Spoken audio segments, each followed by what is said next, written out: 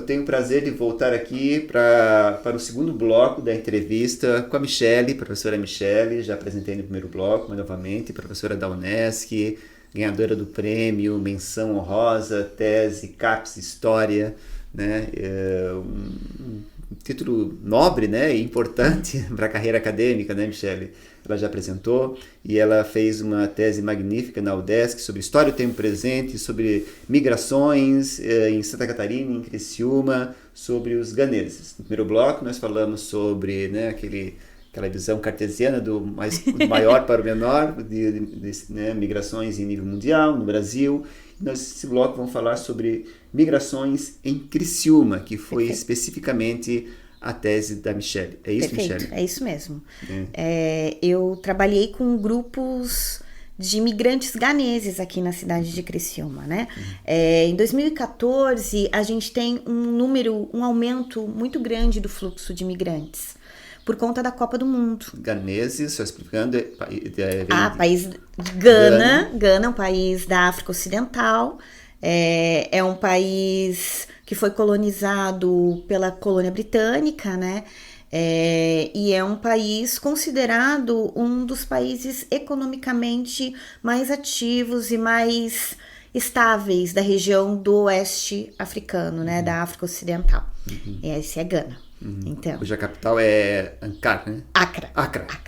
Os migrantes falam Accra. Muito bem. Enfim, desde 2014 eu tenho acompanhado esses migrantes aqui na cidade de Criciúma. Eu também sou uma migrante em Criciúma, uma migrante interna, né? Porque eu sou gaúcha.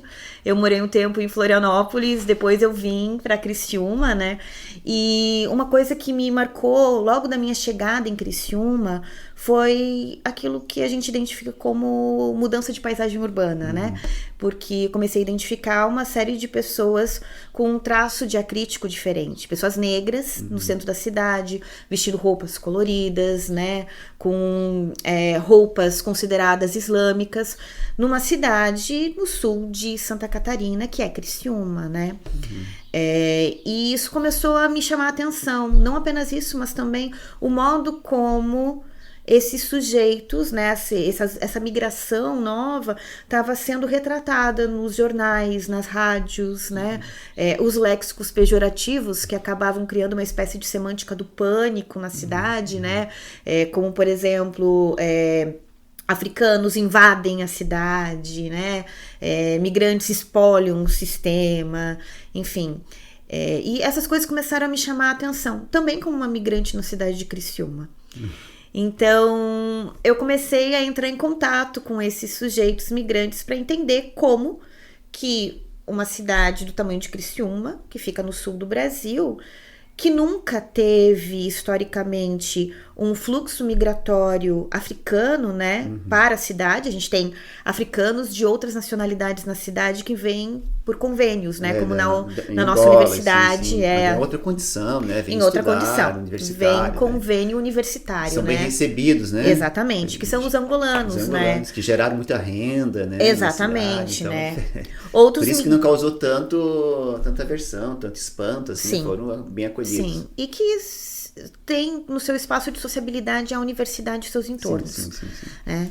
Então, e num número menor também, né, de imigrantes.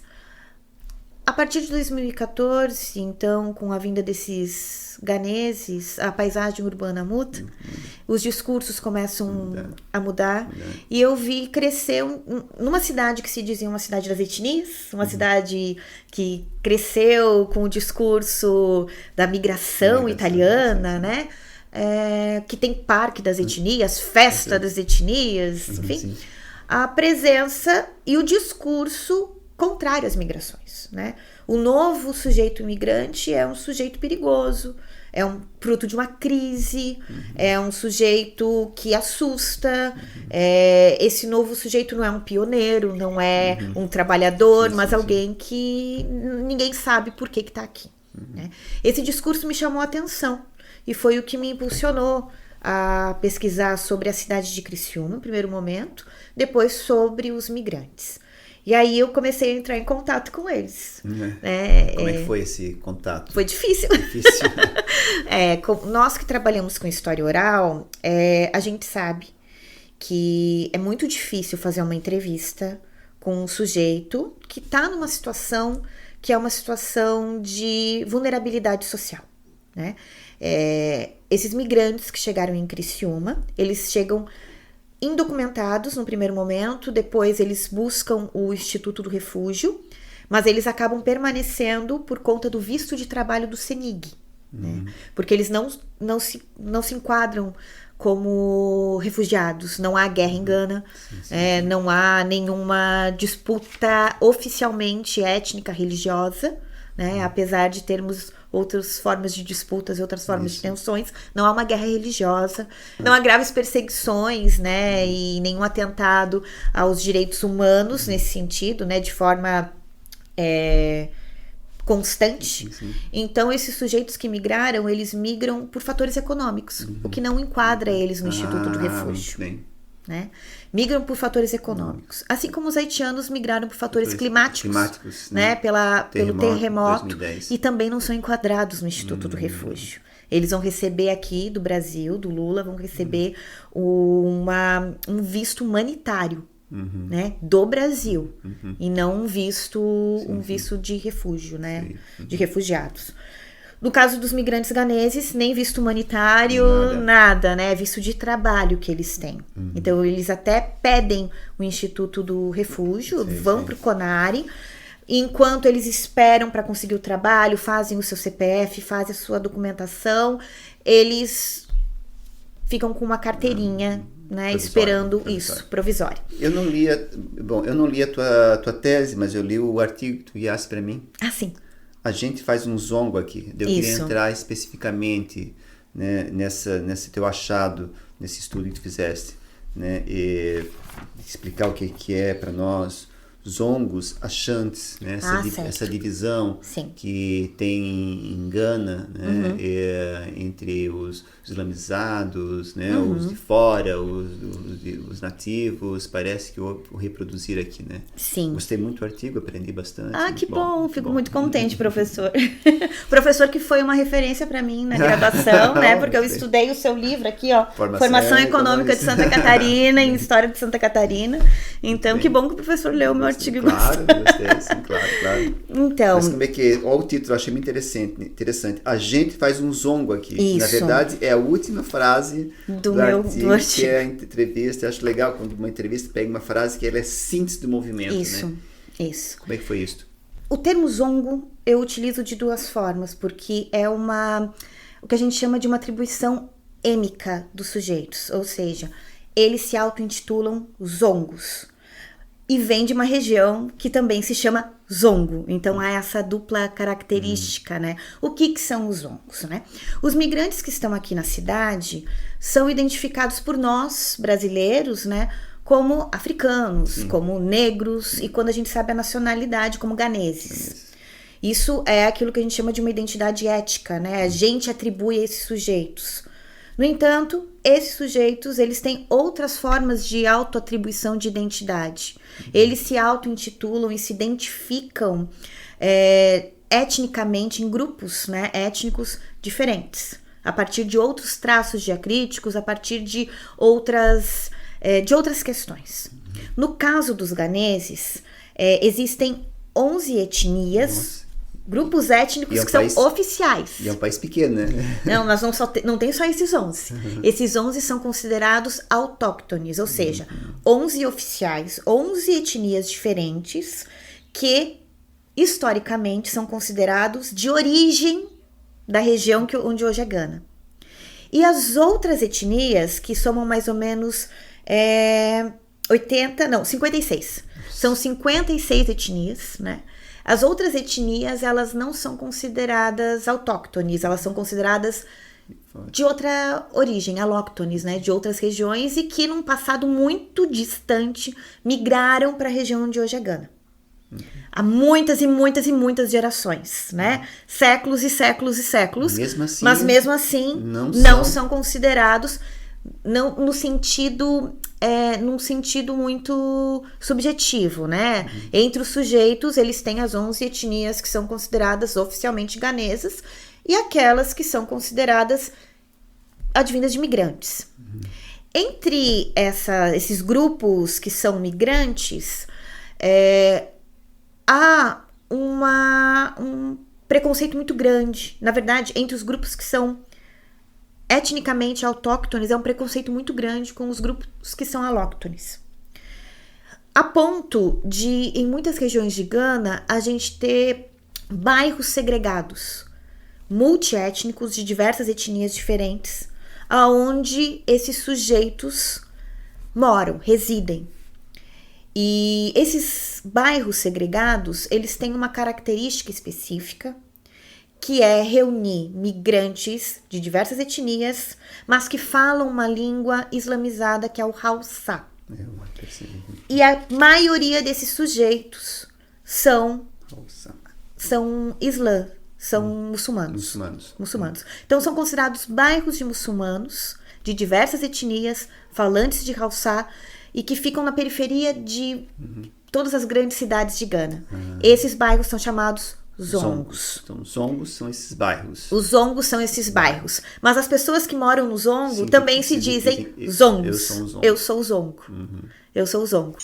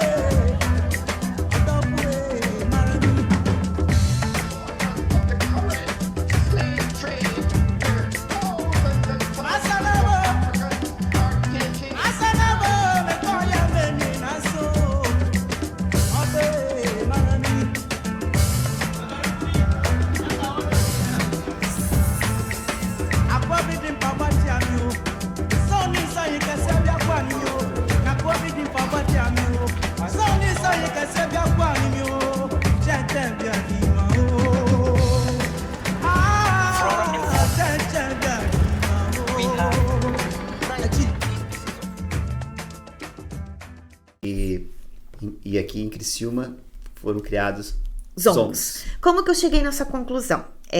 Ao estudar a história de Gana, já que eu falei, né, que eu me baseio no Sayad, que diz que a gente tem que estudar também o sujeito, né, o sujeito que sai da sua região de origem, os impactos na sua região de origem e na sua região de acolhimento, né? Então eu estudei Gana para poder entender um pouco mais sobre esses deslocamentos, porque todas as pesquisas de imigração que eu li estudam os impactos do migrante a partir do momento que ele chega no Brasil, mas não quem são esses migrantes lá. Então eu fui estudar Gana.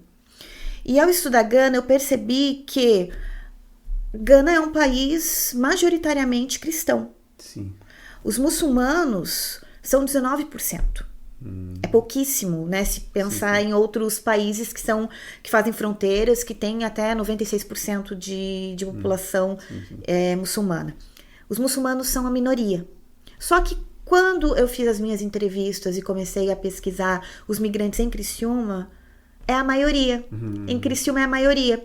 Em Criciúma é a maioria, todos eles falantes de Hausa, e poucos migrantes dessas etnias que são consideradas etnias autóctones, né, as oficiais de Gana. E eu pensei, como que essa representação acontece? Como que esse grupo vem? Por que ao estudar os migrantes aqui, esse grupo não representa a população de Gana, né? Como que isso é possível? E aí eu fui descobrir que esses migrantes, eles praticamente 99% vêm de bairros zongos. Eles vêm de bairros zongos. Mas aqui em Criciúma tem os dois, os zongos e o Achantes. Principalmente Achantes. Tem muito Achantes, isso. Sim, a gente tem 99% dos migrantes são zongorianos, mas há um grupo muito pequeno que veio também para o Brasil, que são grupos Achantes. O grupo Achante é um grupo étnico que é considerado falando na linguagem dos próprios migrantes, né? O verdadeiro ganês.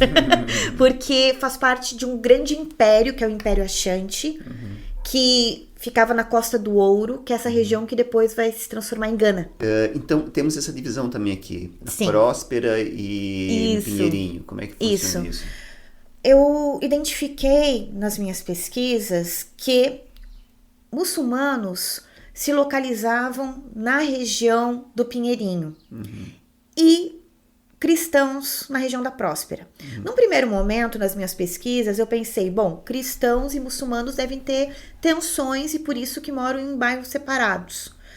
Ao pesquisar mais e entrar em contato com esses sujeitos, eu percebi que a diferença não era religiosa, mas sim étnica. Quem morava no Pinheirinho eram diversas etnias diferentes, mas todos eles Haussá, islamizados, que vinham de Zongos. E quem morava na Próspera eram cristãos Axante. E aí, ao entrevistá-los, comecei a perceber os preconceitos, né? Então, os Axantes diziam, né? Alguns dos Axantes que eu entrevistei diziam que não moravam perto dos Zongos porque tinha uma cultura muito diferente. E quem era de Zongo falava que eles eram muito preconceituosos.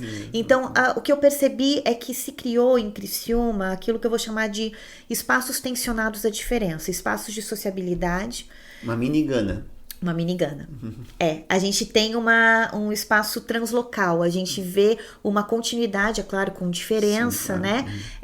Mas uma apropriação das mesmas tensões étnicas, das mesmas tensões espaciais, sendo reproduzidos por esses sujeitos na diáspora, no deslocamento. Por que isso é importante, professor Alcides? Porque tudo que eu li até então de sociologia que fala sobre a diáspora de africanos sugere que a diferença étnica desses sujeitos se dilui na diáspora. Não. A minha pesquisa vai falar o contrário disso. E eu vou defender o contrário. Que essa diferença étnica, que é essa ideia de estranho, né? Porque os ganeses zongorianos são considerados estranhos. Eles têm esse termo, que não é o foreigner. Eles utilizam para os zongorianos o termo stranger. Eles são estranhos dentro do próprio país. Mesmo tendo nascido, vivido a vida toda ali, eles são cidadãos estranhos. Eles não são cidadãos de fato. Né? Então, ao migrar, todos os teóricos que eu li, sociólogos, indicam que essa diferença se dilui, se cria uma comunidade, né, no estrangeiro, que outras tensões vão ser criadas. Mas o que eu identifiquei é o contrário disso. É um fortalecimento, um recrudescimento desse discurso tensionado, étnico. Temos aqui em Criciúma essa aqui em Criciúma, essa tensão. Mas isso não aparece assim, né? Para nós, na cidade, no cotidiano, sim, isso não aparece, né? Isso sim, é mais, acho que, entre eles, assim... Sim. Olhares, né? Os espaços, sim, prestação de serviço, indicações, isso, né? Eu vou acolher, ou no acolhimento ou não. Isso, é isso também, isso. Né? Até porque... Por isso que está longe de nós e não incomoda a cidade, né? Porque não. Nem essa tensão... Não há guerra civil em Gana. Pois é. Não há guerra religiosa. Não podemos comparar com como foi em Ruanda, com Tutsi. Não há perseguição religiosa, não há guerra. O que há é uma organização social, uma dinâmica social que faz com que determinados sujeitos vejam outros como não cidadãos. Mas eles convivem, eles frequentam espaços, se tratam muito bem, mas quando vem à tona o discurso étnico, eles falam, não, a gente tem uma cultura diferente, somos diferentes porque eu sou Axante, ele é zongoriano. Né? E hoje temos quantos ganeses em Criciúma? Nós temos um fluxo muito intenso, não apenas de chegada, mas também de saída. Então, Criciúma é um local de passagem. É um local de passagem, né? Então, nós tivemos, segundo a Secretaria de Assistência Social de Criciúma, a chegada mais ou menos de 3 mil migrantes ganeses na cidade, né? É uma cidade que tem, se eu não me engano, 250 mil habitantes, 280 mil habitantes. Vai ser o resultado daqui a pouco, né? Do censo, do IBGE. Licença. Depois de 10 anos, né? 210, né? Nessa cidade, então, acaba que impacta, né? Sim. É muito, 3 mil impacta, assim. Impacta num sentido da percepção da paisagem urbana, né? Quando eles começaram a chegar, a gente andava, olhava, e eles andando na rua, porque não era muito comum, né? O traje que eles andavam. Sim, as roupas, são todos os traços, né? Impactava, né? Impactava. Que é aquela coisa que a gente falou antes, né? Impacta na paisagem urbana, mas efetivamente não há nenhum impacto econômico na cidade, então, né? São 3 mil que passaram e hoje, mais ou menos, que estão... Hoje nós temos pouquíssimos. Porque muitos desses sujeitos foram fazer a mesma coisa que nós, criciumenses... No México. Isso. A passagem pelo México. Muito bem. Cruzar a fronteira do México para os Estados Unidos, até porque eles vieram em 2014, um momento que economicamente o Brasil estava muito bem. Taxa de emprego lá, exatamente. Pleno emprego. Exatamente. E hoje o dólar não vale a pena, porque uma das questões dos migrantes que vêm para o trabalho são as remessas econômicas. Boa parte da economia de Gana se sustenta pelas remessas, que é esse dinheiro que os migrantes mandam para suas famílias. Então, não vale a pena mais no Brasil, porque o nosso real está desvalorizado. Então, eles estão indo para os Estados Unidos e nós temos muito menos, né? Não apenas nos Estados Unidos, eles estão no mundo todo. E, Michele, para a gente já ir encerrando, na conversa que tiveste com eles, deu para sentir um certo preconceito na cidade, que eles sentem, né, de criciumense em relação a eles, né, uma certa segregação, eles sentem isso, e existe isso, e eles sentem? Os migrantes, infelizmente, eles são o bode expiatório, né? Isso. Porque eles representam um outro que chega, com uma outra cultura. Como se o outro fosse uma ameaça para quem nós somos. Né? Então, quanto mais forte esse espírito de nacionalismo metodológico, né? Mais forte esse nacionalismo metodológico, mais impacto tem essa fronteira entre eu e o outro. Essas pessoas não compreendem que só existe eu porque existe o outro, né? Claro, que que a identidade ela é relacional. Né? Então, Michele, eu queria agradecer, aprendi muito, gostei muito, né? Eu venho de uma área de formação que isso não passa meio batido, assim, né? Às vezes, né? Trabalha tudo como indivíduos, trabalhadores ou não, assim. E eu gostei muito, aprendi. E muito obrigado. Eu agradeço, professor, agradeço. Espero ser convidado outras vezes para falar também de migração. Legal. Vamos combinar. Então, valeu. Esse foi o segundo bloco, então, que eu vou juntar os dois agora. Um abraço.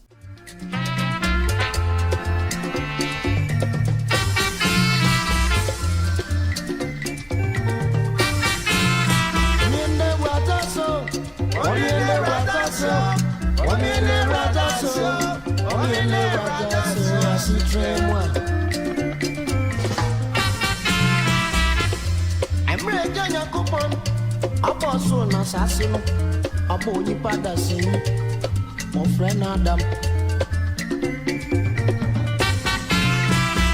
Aka Adam kɔtu tu ɛkasi no mu, na ɔka ɛkyerɛ ne dɛ, ne mba dɛ mee, bibiara ɔwɔ ha bɛ mu ano, ayɛ afɛ bi o, ne mɔde kɛse osu a waso abe, mɛntu bi nka wa no, mɛntu bi nka wa no.